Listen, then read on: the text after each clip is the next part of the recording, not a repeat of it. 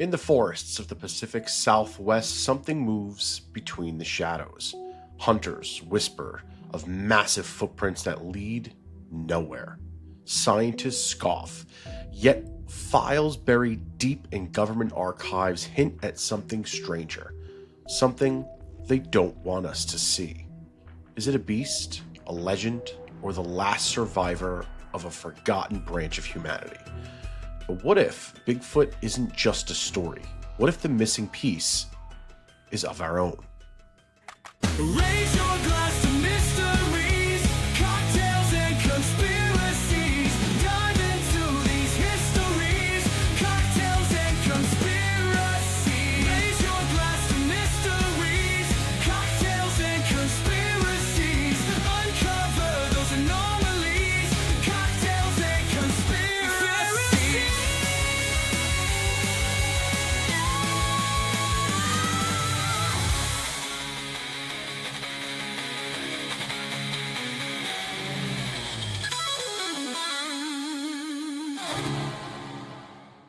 Tired of dragging around that clunky old grill to every tailgate or campsite? Hitchfire has your back. Literally. Their rugged hitch-mounted grills are built for adventure. Just swing it out, fire it up, and get cooking anywhere your vehicle takes you. And I've got a code to hook you up. Use Shane-Gameday-15 at checkout for 15% off your entire order. Head to hitchfire.com and upgrade your outdoor game. You can also use the QR code on your screen now. Hitchfire, built to burn wherever you roam. Good morning, good evening, wherever you may be, whether you're tuning in across the nation or around the world. My name is Shane Skwarek, here with our master of mischief, Mr. Philipps. We welcome you back to another episode of Cocktails and Conspiracies. I don't have a glass, but I've got a giant bottle here, so I'm going to cheers my bottle. Got a giant bottle. Giant bottle. I'm recuperating a little bit here. At least I'm keeping true to the show's title. Well, we can pretend that there is a cocktail. That'll be the conspiracy within my water jug. It's no conspiracy, my friend. Very much recuperating from a little head cold, so I apologize to our listeners if they sound nasally. To our watchers on YouTube, well, you get the dissatisfaction of looking at my face regardless, so hopefully my audio is less of a distraction than that. Mr. Phillips, we are talking about a topic tonight that you're doing some kind of wonderful, well, nasally. We are discussing a topic that you have been chomping at the bits to talk about since day one, I feel like. Yeah, we are. I lost audio for a second, so I don't know if you've actually revealed what we're talking about. Not that people can't read the title, but yeah, I mean, only really in the little intro there, I had said what it was. But beyond that, we're talking about our first entry into the world of cryptids, and we're going to tackle the biggest cryptid of them all, no pun intended, Bigfoot. I love me some Bigfoot. I love you some Bigfoot. I love all cryptids. I find them fascinating. I love cryptozoology, and I think it kind of harkens back to when you're a kid. Okay. And you first hear stories about it, right? Like, to me, that was like my introduction to conspiracies. Because when you're 8, you don't give a shit about the JFK assassination, right? Like, I'm not, like, I'm not going to be interested in that. I'm not watching documentaries on Netflix, because Netflix didn't exist back then. But you hear stories about Bigfoot and the Loch Ness Monster and Yetis and Sasquatches. Sure. And, like, that's exciting. You're like, oh my god, like, could these things really exist? That's kind of where it all started for me. Interesting. Yeah, I guess that idea of, like, the monster in the closet type thing, definitely, I never considered that. Definitely more attractive to somebody at a younger age. Right. I feel like there was a point in time where I was probably pretty bought in to the idea of Bigfoot and, the Loch Ness Monster and a lot of these things. Somewhere along the lines, though, they just sort of, like, fell off for me. I don't really know why. They've always sort of, like, been at, like, arm's length, and there's certain theories that we'll talk about tonight that I think kind of lend themselves to, like, all right, well, I think that could be true, but it's certainly not been something that's been on the top of my priority list. So I'm gonna really turn over the wheels here, the reins here to you tonight to try to convince me that Bigfoot is real. We all know, I think, the basis of some of the Bigfoot, the Bigfoot lore that's out there, which really starts with that Patterson and Gimlin film. 1967 is what I have on my notes right here. Right. I think that's really the definitive entry for most people into the Bigfoot lore. Is there anything different than that? Well, I mean, the Bigfoot story and stories of Bigfoot-like creatures have been around for centuries, but in terms of the modern era, that's Okay. kind of really where it all jumps off, right? Like, that was the first footage, or supposed footage, of a Bigfoot that the world had ever seen, right? So, I would say in the modern era, yeah, that hoax will wind up being a hoax. Right. That's probably everybody's first introduction to it, but, I mean, literally around the globe, I mean, if you could still go to some indigenous regions today, and there are still stories that they will tell you about Bigfoot type creatures that, you know, either were once and or are still present in those areas. So, you know, it's been talked about for thousands of years. That's something that really does kind of captivate me even today, even though, like, again, I'm kind of at arm's length at Bigfoot. I don't know if I believe it or disbelieve it, but the fact that there's so many similar stories and that have come under different names, like the Yeti, Sasquatch. You probably know a lot more of them better than I do. There's a handful of other ones in some Native American societies. Yeah, I would just fuck up pronouncing them, and then people will be mad at me. So we'll just go with that. But like whenever I see consistency across different cultures in any story, and that's Right. the beauty of doing this podcast, we get to kind of look at a lot of those things. That to me just lends itself to there being something. Now, Right. we live in the Pine Barrens area. We're not big campers, but it's certainly something that's kind of lingered in the back of my mind is like, you know, if you go on these like camping expeditions and you're out there in the middle of the woods, it is very plausible that, you know, you're going to be encountered by a beast. Maybe that's a bear, maybe that's just a deer, maybe it's something else completely different. So I think just kind of, you know, being on your toes a little bit is natural. Yeah. Do you think that paranoia to a degree lends itself at all to the Bigfoot story? Oh, 100%, right? And I think there's a lot of different things at play here. Like, quick example, right? I was fishing the other day in, like, a 55-plus community, and there's deer all over the place. Like, all over the place out there, right? And so I'm walking kind of illegally through some people's backyards-ish. Berkeley Township Police, please don't listen to this. Just to get to a better spot where I could do some fishing there.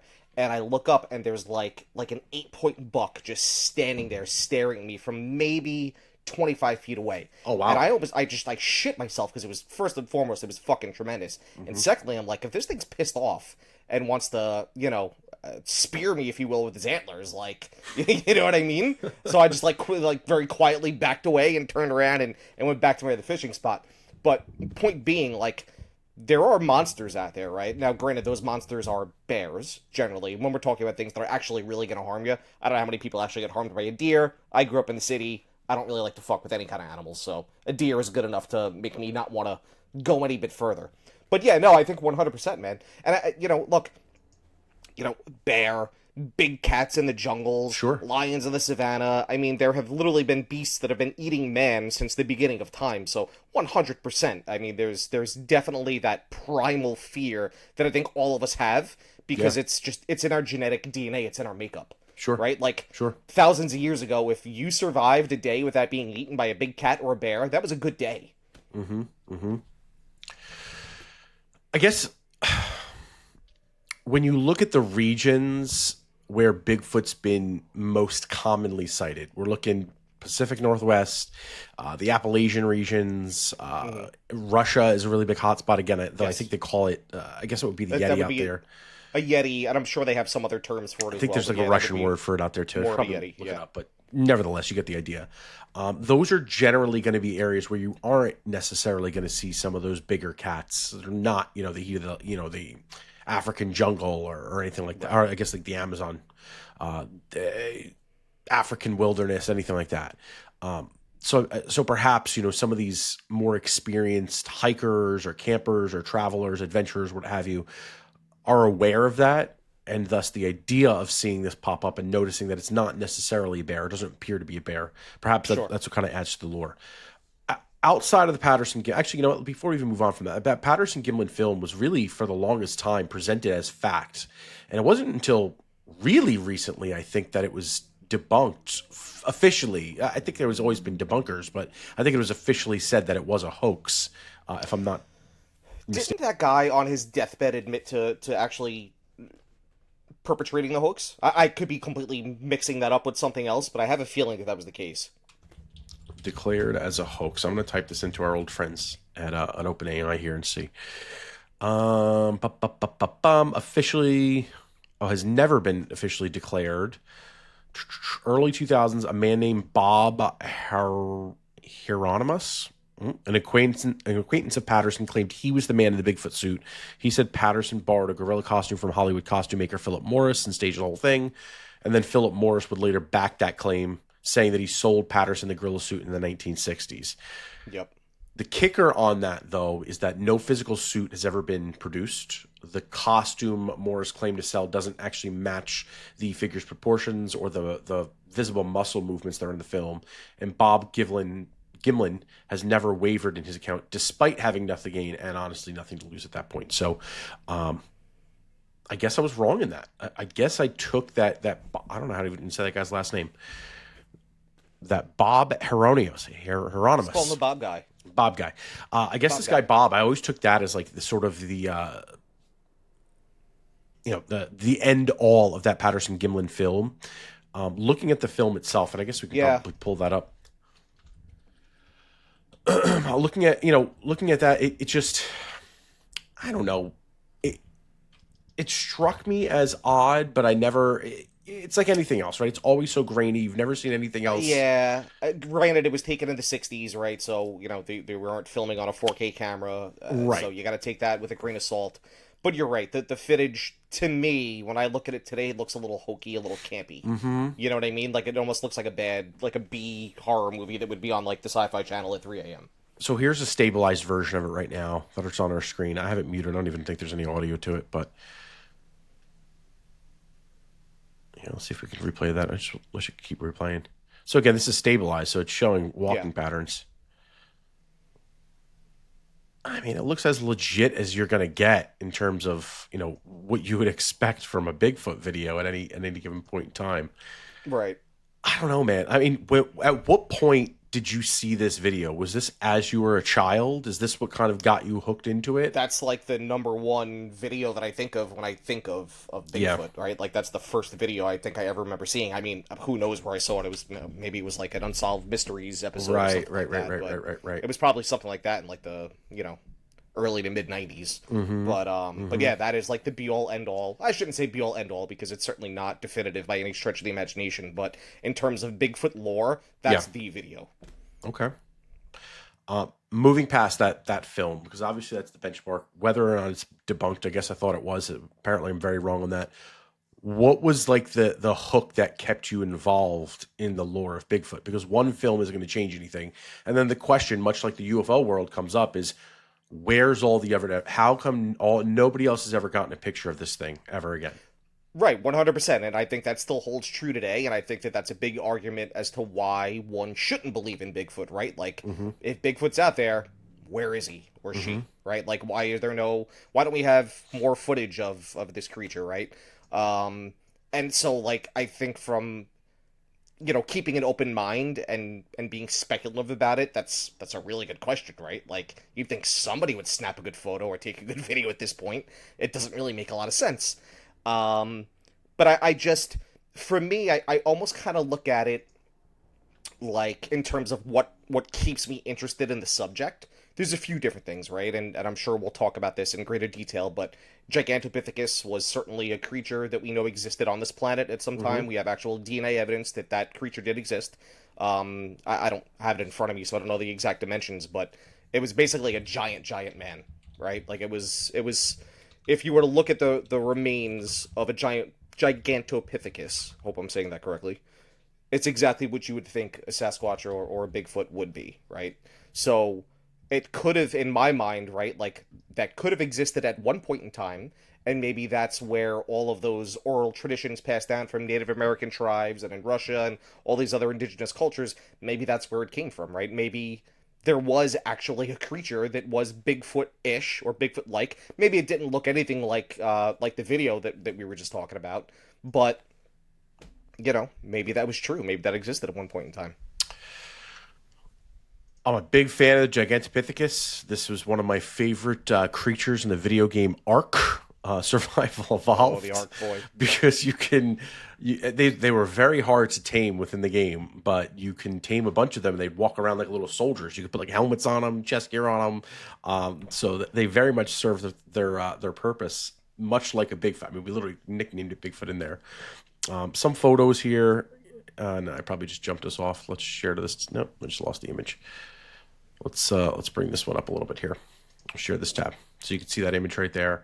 Again, I mean, very similar to what that Bigfoot creature would probably look like, or at least the way it's been Described, yeah. Pictorialized in our society mainstream. You know, I think like Harry and the Hendersons, like it's very much like that. That's a great movie, dude. Right? I totally forgot about that movie. So that was really honestly my classic. first deep dive into like a Bigfoot was really Harry and the Hendersons, and so Yeah. perhaps that's probably why I never really took it too seriously, because Harry and the Hendersons was so silly. Right. You know, you look at an orangutan right here. Yeah. This is obviously a giant orangutan. Looks like it's from the Jungle Book, so it means very similar features there too. So you're right. The creature does exist to some degree, or at least a variation of it, an iteration of it. Right. Much like the dinosaurs, I think we're at liberty to describe what we want to describe. Sure. There was something interesting to me too that I had heard recently. I don't really remember the context in which it was. It was not Bigfoot, but it was something effective that scientists estimate there are 8 to 10 million species on Earth, and only about 1.5 to 2 million of them have been identified. Now, part of that is a little bit misleading because, you know, it could be like a dog, but there's like 85,000 different types of dogs. Sure. And, you know, while they're still classified as a species dog, maybe it's just like an iteration of that, or same thing with like fish and stuff like that. Like they're not saying fish is a blanket, like different types of fish. I know DNA wise, there are some distinct differences between the species that they're referring to. So I don't know that number 8 to 10 million, I guess if you take 2 million off that, 6 million species left, if you want to be very conservative there. I don't know if there's actually 6 million different types of creatures out there, but even if you cut that down in a quarter, right? 1 million, 2 million that we have not identified. That still leaves a pretty big margin of creature.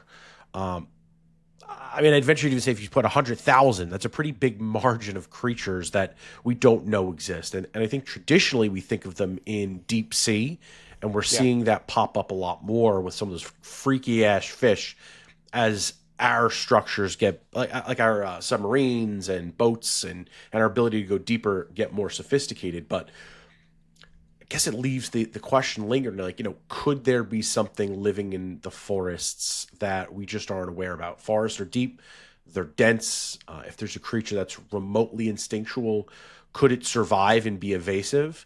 And if it's such a small population too, is that why we're not seeing as many of them? And I think the answer to that is probably yes. Yeah.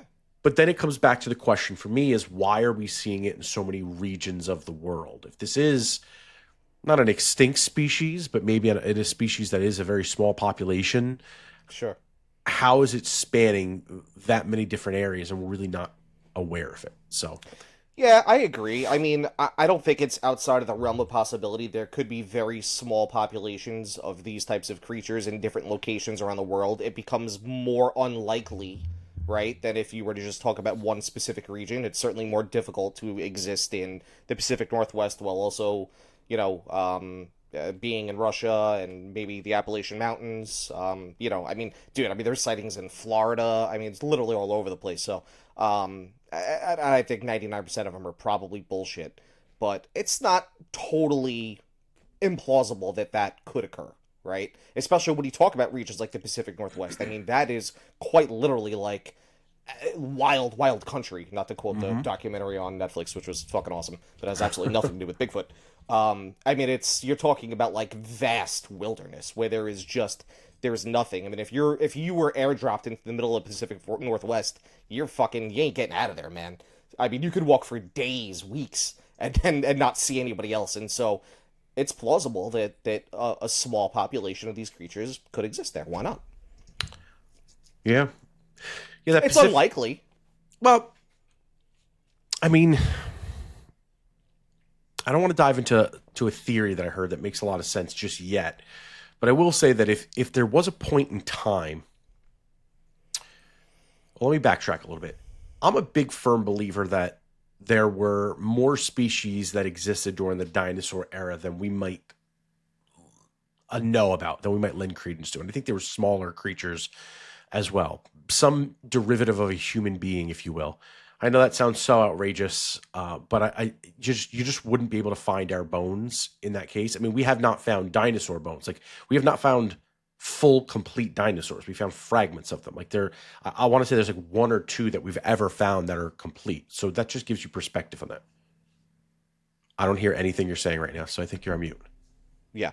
What I said was, which is batshit crazy when you think about it, right? When you think about, like, the Museum of Natural History in New York, what's the first thing that comes to mind? For me, it's the giant dinosaur skeletons that are there, or the Field Museum in Chicago that we went to, right? It's the giant dinosaur. All fake. You know, and it's all bullshit. Yeah. It's all bullshit. It's mind-boggling. It's insane. And that's another episode, you know, are dinosaurs even real? That if you guys want to hear about that, leave a comment below or shoot us an email, because I'd love to maybe dive into that at some point. But the reason I'm saying that is because I think it's plausible that you can look at species and say, whatever might have happened to the dinosaurs, it's not implausible that some of those species still existed at that point, and they are just much smaller. And so maybe there isn't as much evidence from there. And so if we believe in the ideas of like Pangea and the earth moving and separating itself apart, which we've talked about a lot with ancient civilizations and how they were all kind of bundled together and broke apart, I guess that does lend credence to the fact that you could have people in the Pacific Northwest and then also be over in Russia if those two lands were once touching. Right. If you ask a flat earther, it's a lot more plausible based on the circular motion of the map, our land masses. But tackling the Pacific Northwest specifically, though, because I think that's really the most akin to Bigfoot formal. You know, it's not going to talk about the Sasquatches and the Yetis and all the other things, which seem to be very regionalized. I kind of do agree with you. Like, that is a big area to get lost in, and to, if you're going to experience something that's not been discovered yet, that is that. And I think there was even, oh gosh, there was some extinct species, like a version of a mountain lion. It might have been like a white mountain lion or albino mountain lion or something like that, that we thought was gone. It was extinct. And all of a sudden they just like rediscovered it recently. And really? That's pretty cool. Yeah. It was something, I could be wrong on the type of species it was, but it was something like that it was just like, it was long thought to have been extinct, and then it's alive in the wild, just in like a really rare, remote area of whatever the wild it was found in. And so the idea that maybe a smaller sect of a very specific species is living out there, I can believe that a little bit. I asked you before, you know, what are your most convincing stories of Bigfoot? And then we kind of went off on a tangent. Where else have you sort of found enough truth that it's really made you think that, you know what, I really do believe this?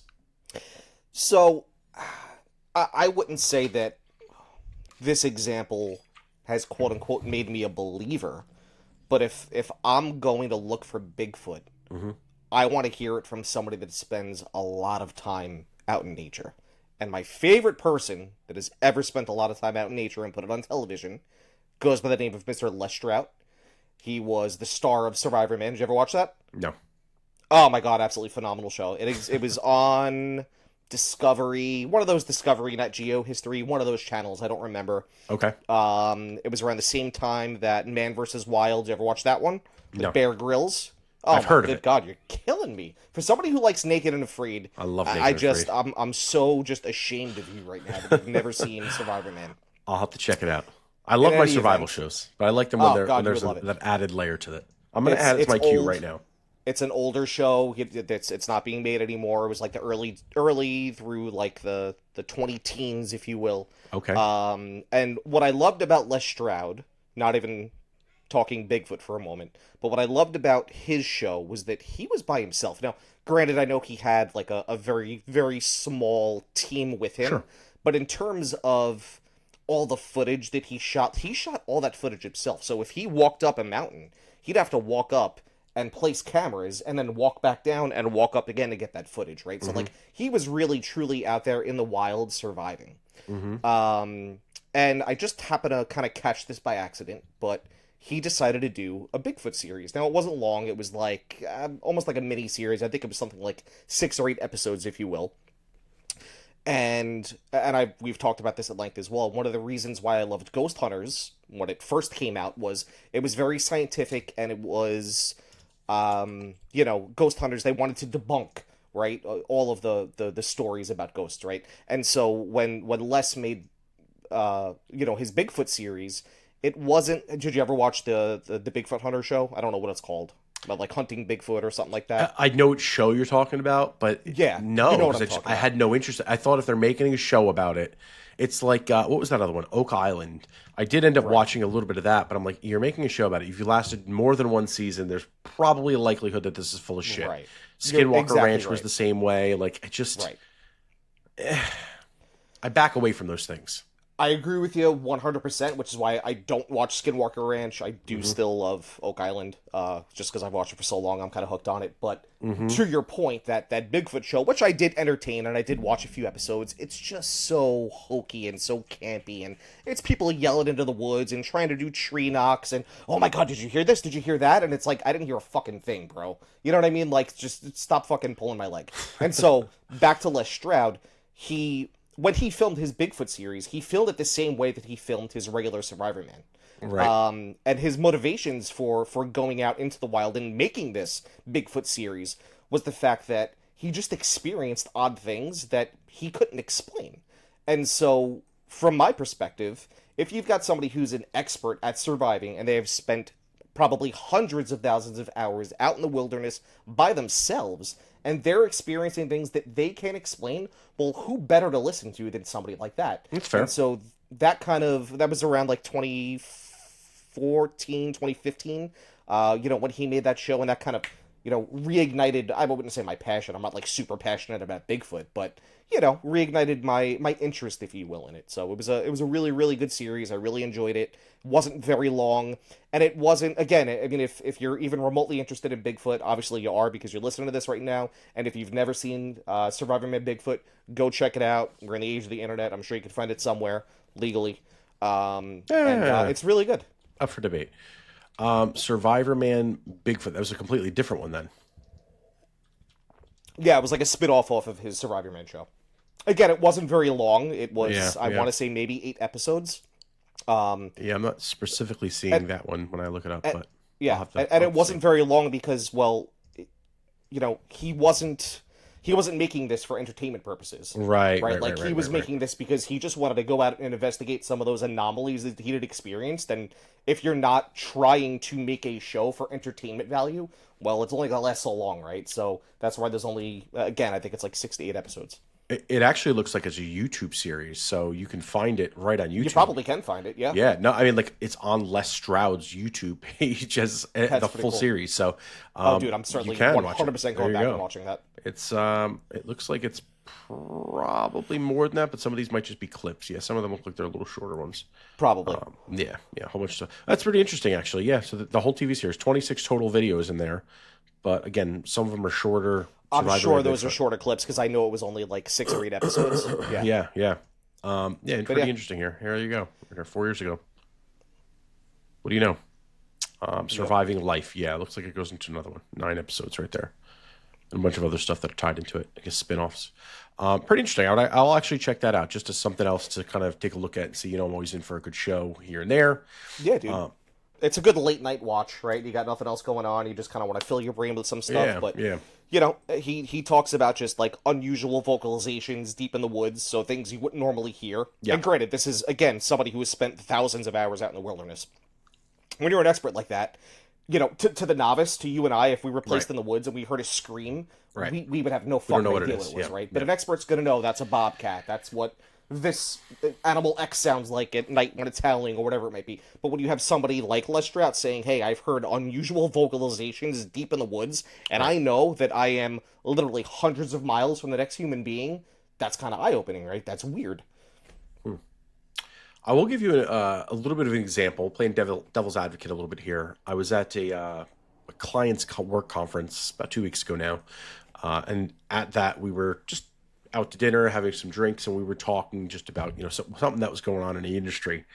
And there what was happening was that there was people that were very prominent in this particular industry that were now signing contracts with some other company to basically like pump out bullshit stories, like very much like super hype, playing on people's emotions. I'm trying not to give too much specifics. I don't want to like tip the hat as to what it was. A disinformation campaign, essentially. It's not necessarily disinformation. It's more just like a lot of over embellishment. It's like, oh my God, you got to do this. It's the craziest thing. You've got to do it right now. Gotcha. Right. And they're signing contracts for big money. And the catch here is that the people that are being signed into this, and this particular company, has arms in multiple arenas. It's not just this particular niche. They're in anything. They're in entertainment. They're in sports. They're in finance. They're across the board in distributing entertainment. They have conspiracy shows out there too. You know, sign us up, I guess. But basically, what was happening is that this company was effectively grabbing people and people that had good reputations and had a lot of trust, and signing them to these like offers they can't refuse for tons of money to basically use their name and likeness and peddle this bullshit. And it's going to make the people a ton of money. Their careers are probably, I don't want to say on their way out, but like, you know, they're planning for retirement, very early retirement. Sure. So for their perspective, it's a nice way to get a bunch of cash. And, you know, they don't need their reputation after they're retired because they're not going to be in that particular industry anymore. And so they're just peddling all this shit. And then it's just people that have trusted them for so long are buying into it. And of course, you're always playing on like the clickbaity type headlines. And it's just sort of a downward spiral. That company's making money because they're getting a lot of clickbait traffic.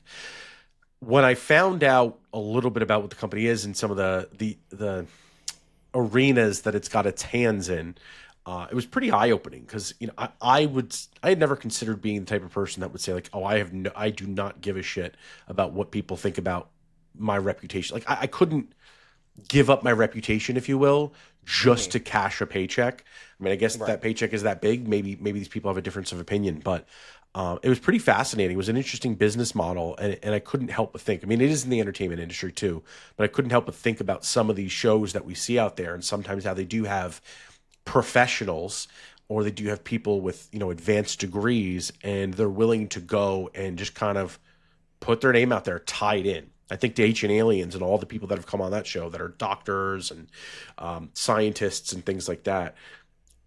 As somebody that even buys into a lot of the stuff that's on there and thinks there is a shred of evidence, obviously you know that, like you said before, television show, entertainment purposes, they're producing it.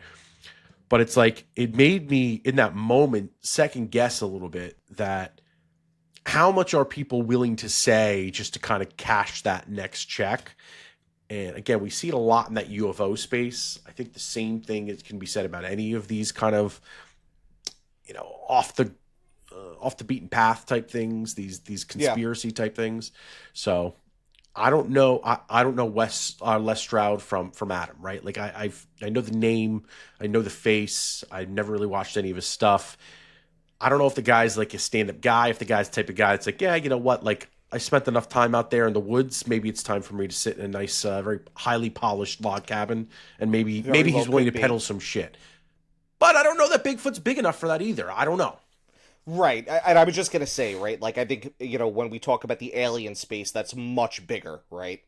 When you compare it to Bigfoot, and also, and again, I know you're not sitting here saying that Les was particularly doing that, but the guy made 8 episodes, right? Like, how much money did he really make off of that 8-episode series? And to the best of my knowledge, you know, I know he did a coast-to-coast interview back in, you know, like 2015 or something like that.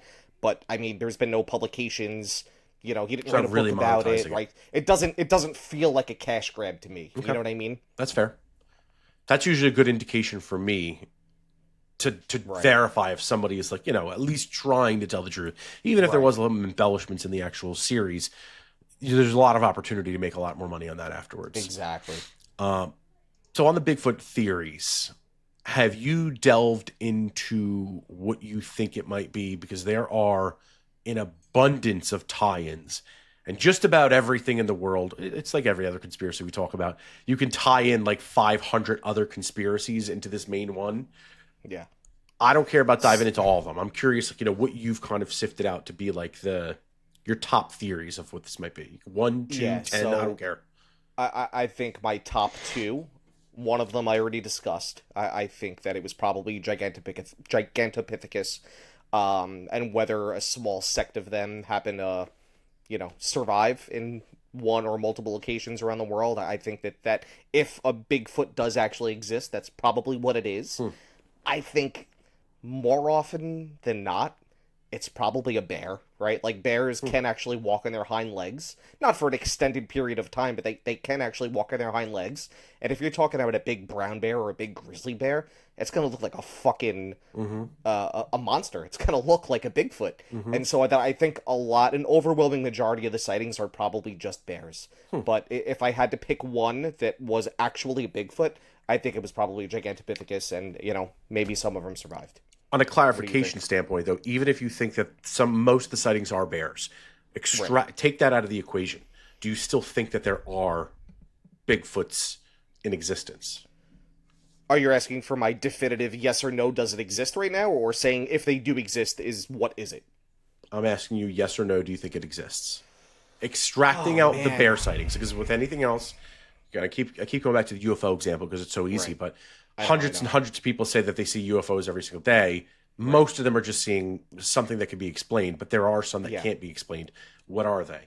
Yeah, Same thing here. I think. Do you think that anybody has ever seen what they would consider? I'm not saying it has to be Harry and the Hendersons' Bigfoot either. It could be some variation of it. Do you think that somebody or a subset of people that have had these sightings were telling the truth? I think so, and I'll go back to something that we've talked about a lot on this show, is that there are stories from ancient groups of people all over the planet that have very similar stories. And people don't just generally make shit up, right? Like, and that's one of the things, and I don't want to go off on too much of a tangent here, but that's one of the things that got me so big into the ancient astronaut theory, right? And ancient aliens, and why I read Chariot of the Gods, right? Is because why does every civilization on planet Earth have almost the exact same creation story, right? Why does almost every civilization have a flood story? There has to be some truth to this, right? And so for me, I hang my hat on the history of the story. And even, let's take out the fact that this is, these stories have been passed down from generation to generation for thousands of years. There are thousands of people around the Earth today that claim to still see them. And so I just think that there are too many stories out there for it to be not true.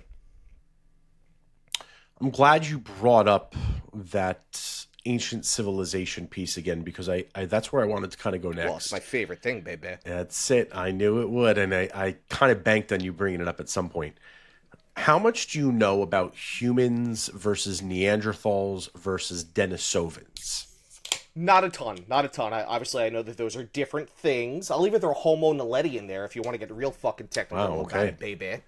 Okay. You watch Cave of Bones? That's another great documentary. No, for a guy that doesn't watch a lot of TV, he really rattled off a lot of documentaries I watch today. A shit ton of TV, but I only watch documentaries or Young fair Sheldon. enough. Fair. It's sports. It's baseball, football, Young Sheldon documentaries. That's it. Fair enough.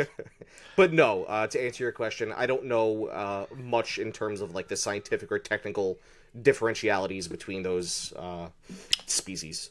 So, I recently heard a theory that I really liked, that I latched onto. And the theory really didn't start with anything to do with Bigfoot. But it did land me in this school of thought. For a very long time, everyone sort of thought that humans evolved from Neanderthals, your traditional caveman. Yeah. And that is not true at all. We have about 99.7% identical DNA to Neanderthals, and what we would later find out is another branch called Denisovans. So we were very similar. Yep. Again, it's just like breeds of dogs, right? Like, there are multiple breeds of dogs.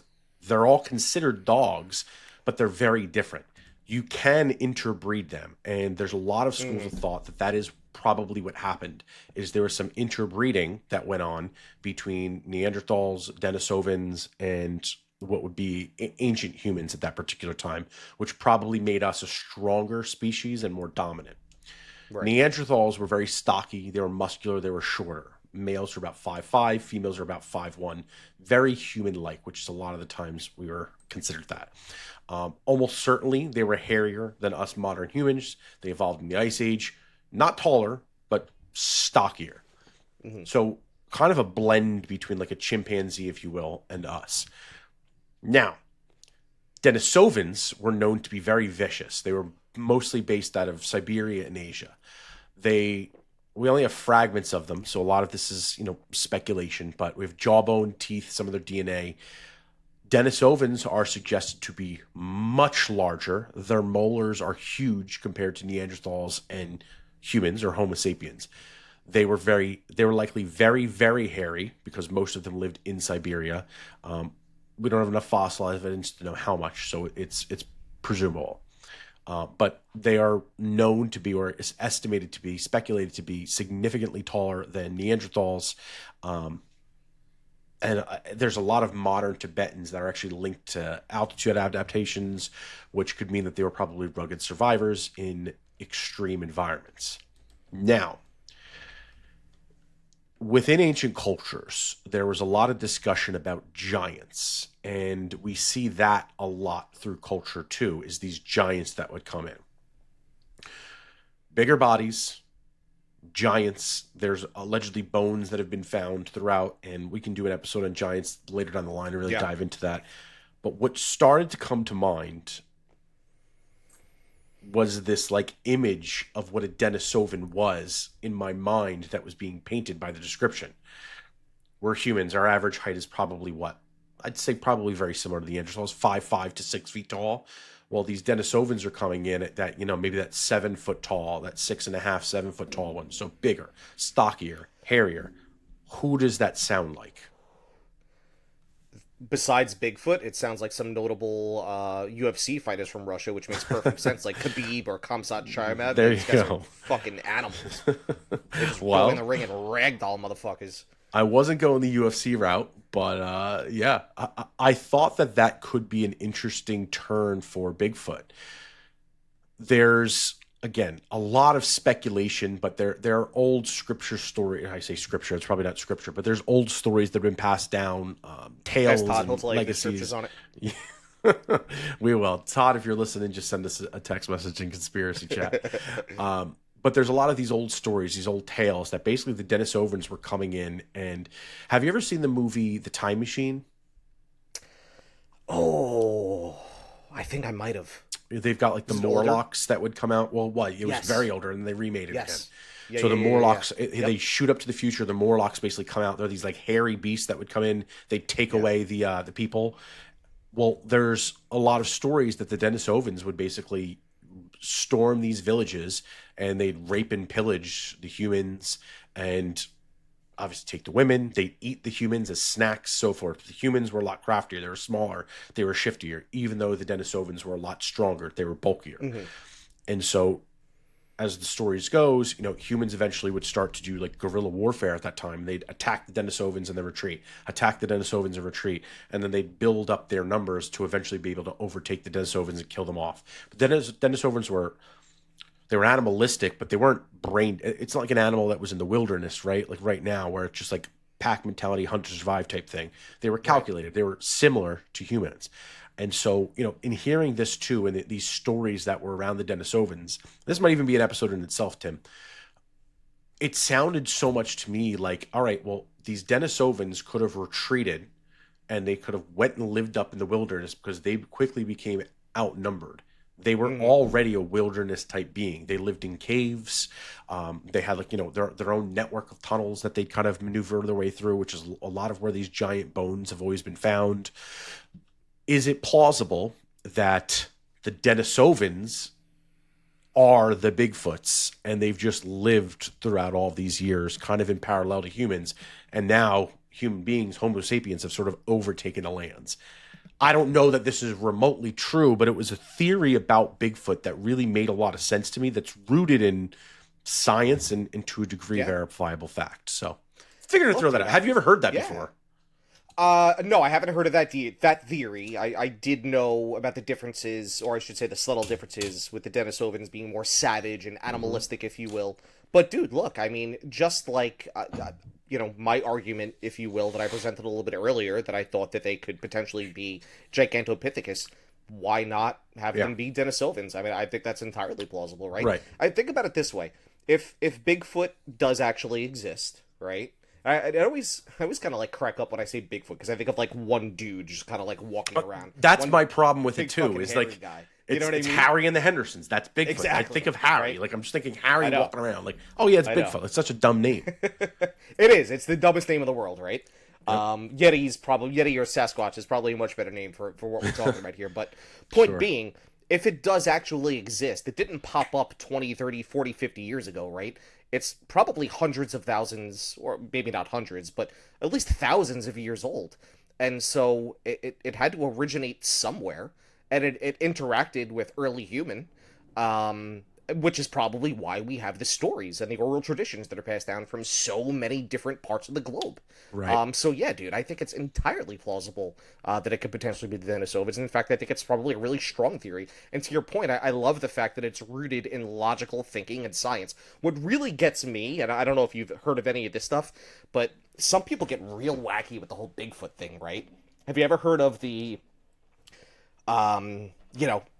Bigfoot is telepathic, or whenever you see Bigfoot, you also see lights in the sky, so they're probably aliens. And I've it's heard just the alien like, theory. Yeah, to me, it starts to interdimensional get beings. interdimensional beings, right? Yep. And look, it's fantasy, it's fun. We're talking about something that we can't prove, so people have their own theories, and shit gets kind of wishy-washy.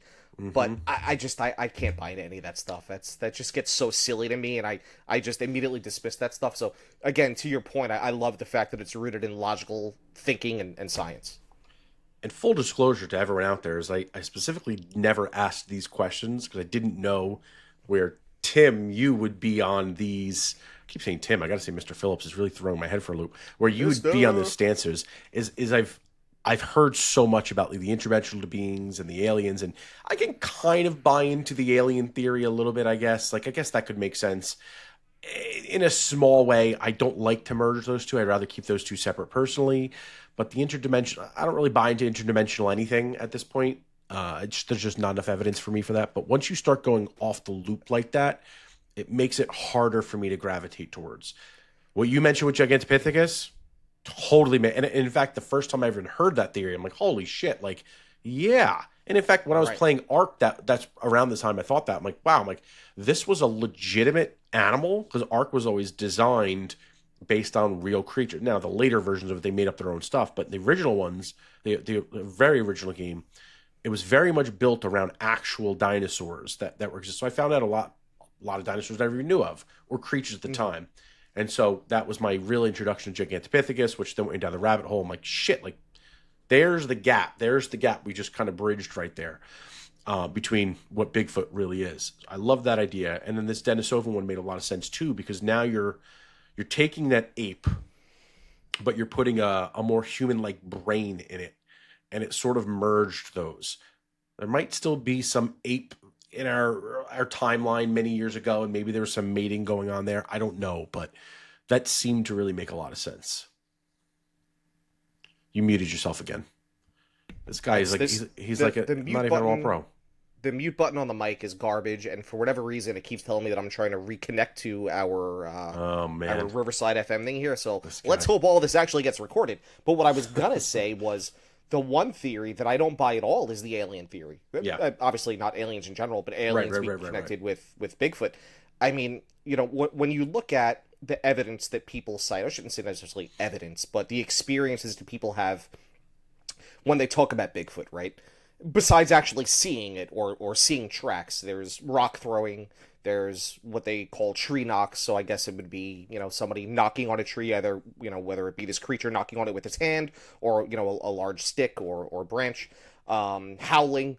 So you're going to tell me that an advanced civilization is landing in the middle of the woods and howling and throwing rocks at people? I just, it just sounds so fucking stupid to even say. It's the dumbest thing I've ever heard of in my life. I can't. Yeah, that's long how I felt about it, and why I've been like so against the idea of it. The cheesy name and all the cheesy stories that are this is just like not to go on the total right, but this is why I hate so many of the conspiracy theories that we end up talking about. It's just like everyone's always desperate to find a new hook to something and be able to explain something, and they just throw in anything at the wall just to explain it. When you said this last week, Occam's razor, sometimes the simplest explanation is the most obvious.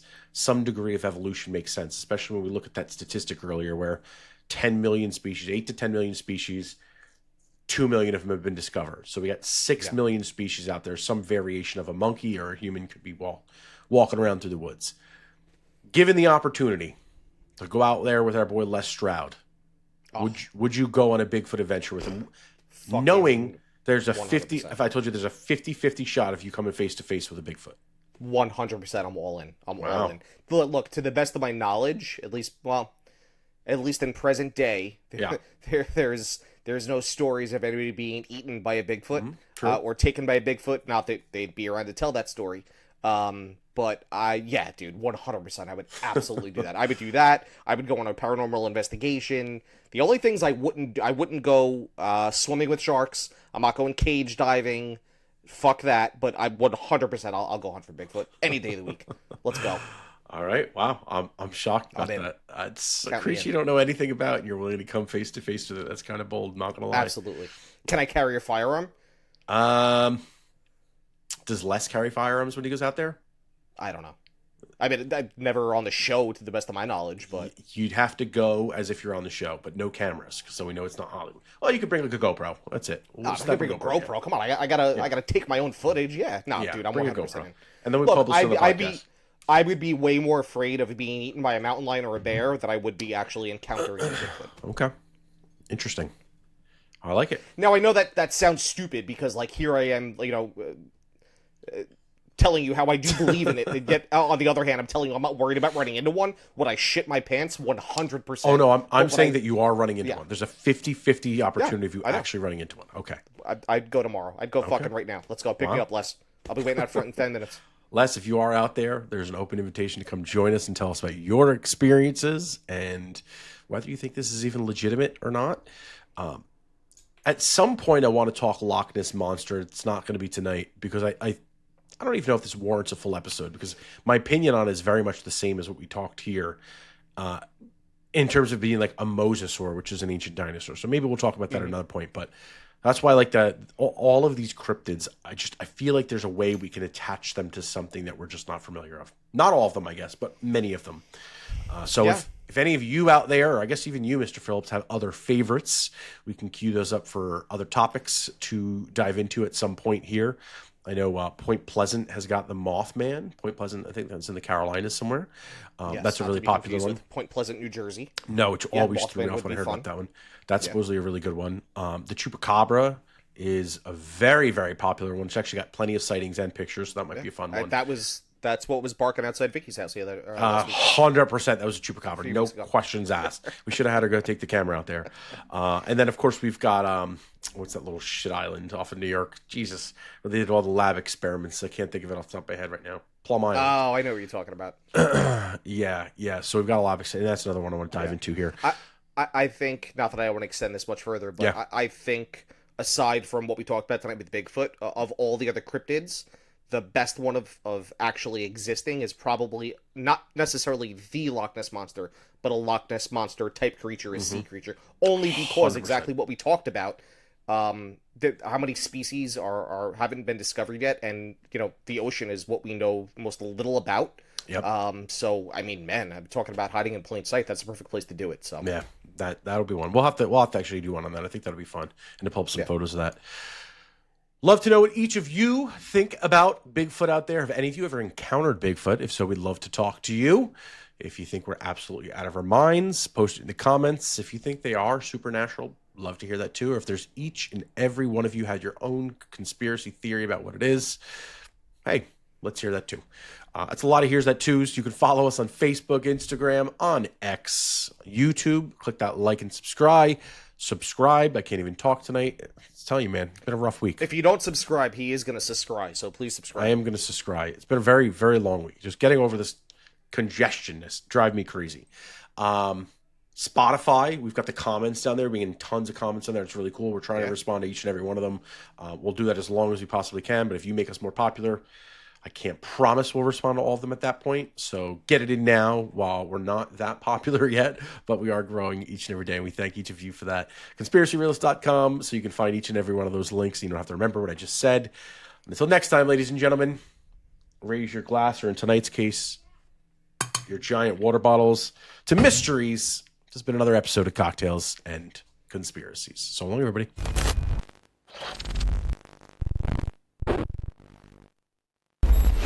Is your website still stuck in 2009, or worse, built by your cousin's friend who kind of knows WordPress? No! God, please, no! It's time for an upgrade. At sfx.com, we specialize in custom web design, SEO, and full-service IT solutions tailored for small businesses that are ready to scale. Whether you're just starting out or reinventing your brand, the team at sfx.com brings strategy, style, and serious tech skills to every project. Visit s-fx.com today, where small businesses get big solutions. Visit s-fx.com.